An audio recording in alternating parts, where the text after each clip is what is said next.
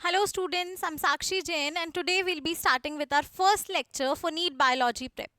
So as you all might know that our first unit is Diversity in Living World.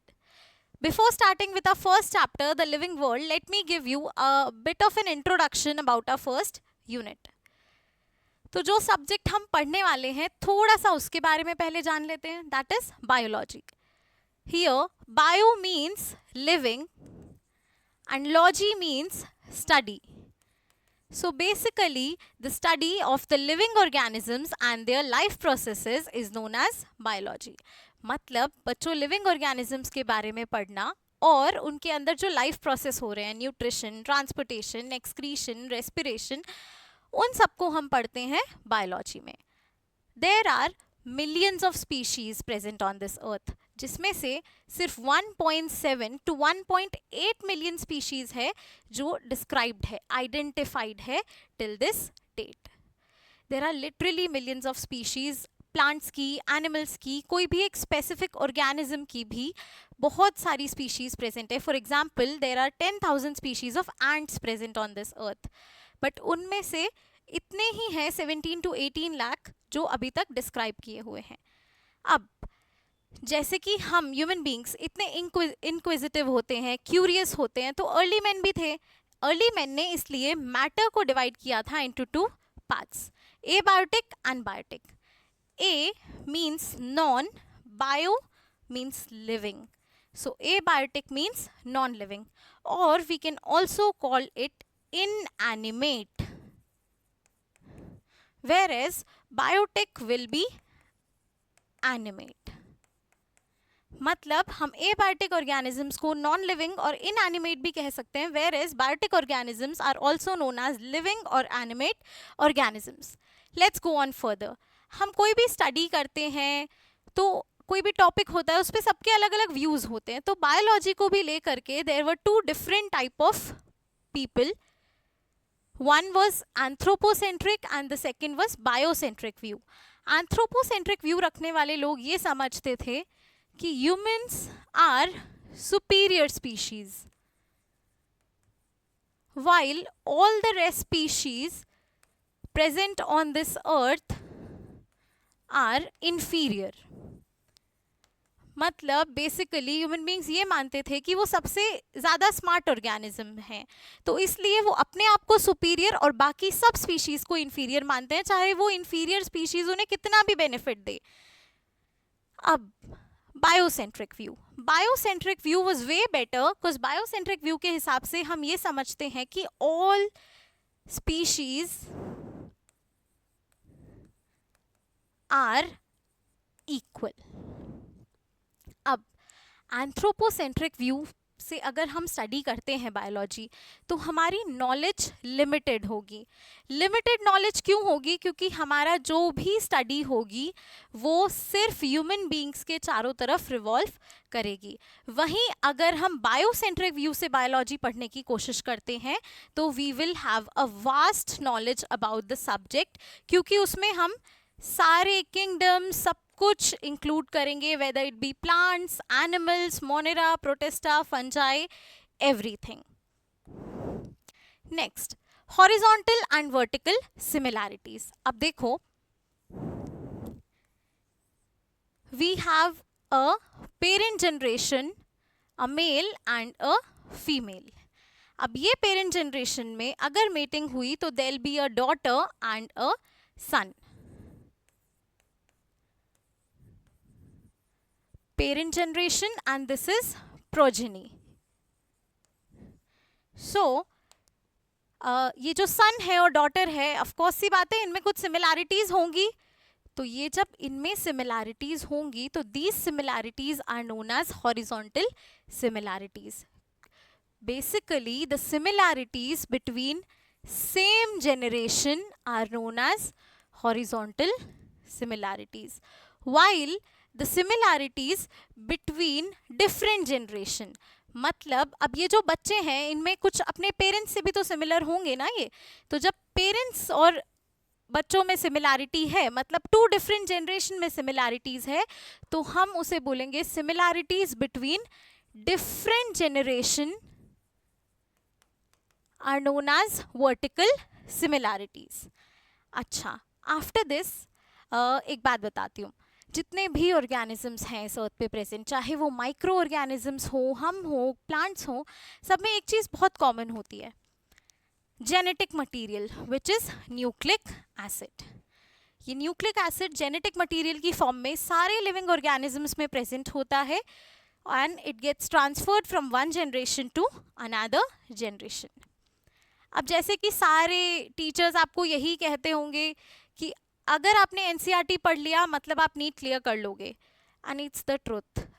अगर आपने NCERT line by line, word by word learn कर लिया है तो no one can stop you from getting 360 out of 360 in your NEET biology examination.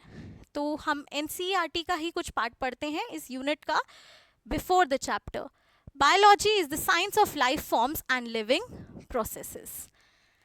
The living world comprises an amazing diversity of living organism. हमारे living world में amazing diversity है living organisms की, चाहे वो flora हो, fauna हो या microorganisms हो. अर्ली मैन ईजिली परसीव कर रहे थे ये डिफरेंस, तो उन्होंने इनएनिमेट मैटर मतलब नॉन लिविंग मैटर को लिविंग ऑर्गेनिज्म से डिस्टिंग्विश किया था.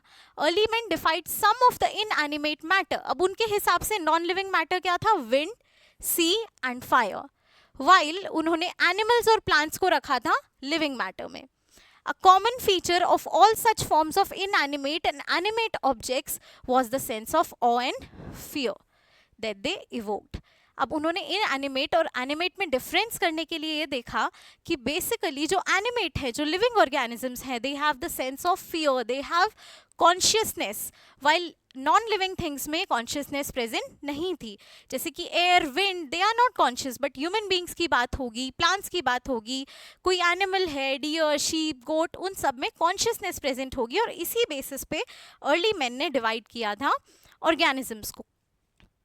Societies which indulged in anthropocentric view of biology could registered limited progress. जैसा कि मैंने बताया था कि वो लोग जो ये सोचते हैं कि ह्यूमन बीइंग सुपीरियर हैं और बाकी सारी स्पीशीज इन्फीरियर हैं, उनके पास जो नॉलेज होगी वो थोड़ी लिमिटेड होगी as compare to the people जो बायोसेंट्रिक व्यू रखते हैं.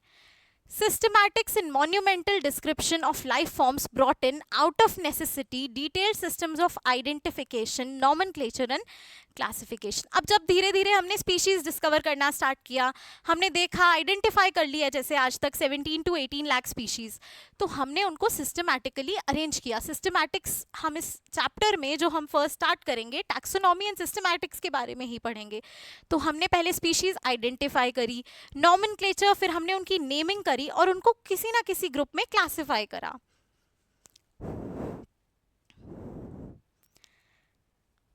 Ernest Mayr. अच्छा, अर्नेस्ट मेयर के बारे में पढ़ना इतना ज़रूरी इसलिए है क्योंकि इन पे नीट पे बहुत क्वेश्चंस आते हैं इनकी बायोग्राफी पे. अब अच्छा, ही lived for 100 years. One more thing, ये 100 greatest scientist of all time में से एक है. अगर कोई ऐसी बुक है जिसमें ऑल टाइम के 100 ग्रेट साइंटिस्ट के नेम है तो इनका नेम उस बुक में ज़रूर होगा. इसके अलावा इनको 3 बहुत मेजर अवार्ड्स मिले थे. One was Balzan prize in 1983, the second one was International Prize of Biology and the third one was Crawford Prize. But इसके साथ साथ ये एक और चीज़ के लिए बहुत ज़्यादा जाने जाते हैं. That thing is biological concept of species. मतलब इन्होंने करंटली एक्सेप्टेड डेफिनेशन दी है स्पीशीज़ की. बहुत सारे साइंटिस्ट ने स्पीशीज़ की डेफिनेशन दी थी पहले भी, बट जो अभी तक भी जो करंटली और जो बेस्ट एक्सेप्टेड डेफिनेशन है that was given by Ernst mayor.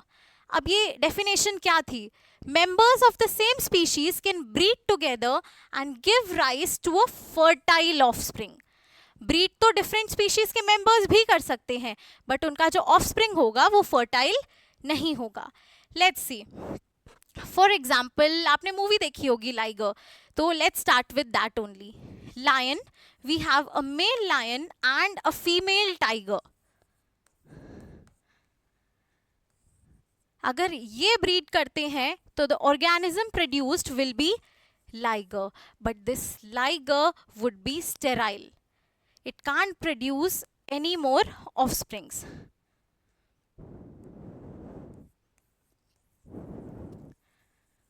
Male donkey and a female horse produces an organism called mule, जिसको खच्चर कहते हैं हम हिंदी में, ठीक है. वो बनता है मेल डोंकी और फीमेल हॉर्स के मेटिंग से. अब ये जो म्यूल होता है ये भी होता है नेचर में sterile. It can't give birth to any more organisms. ऐसे ही कुछ और ऑर्गेनिजम्स भी बने हैं, जैसे कि male tiger and female lion forms tigon. ये सब क्रॉस ब्रेड ऑर्गेनिजम्स हैं, बट ये डिफरेंट स्पीशीज के ऑर्गेनिज्म हैं. ये हमें कैसे पता पड़ता है? क्योंकि इनके थ्रू जो ऑफस्प्रिंग बना है that is not fertile, that is sterile. I hope आपको आज के लेक्चर में सब समझ में आया होगा. We'll start with the first chapter, the living world, in the next video. That's it for today. Thank you.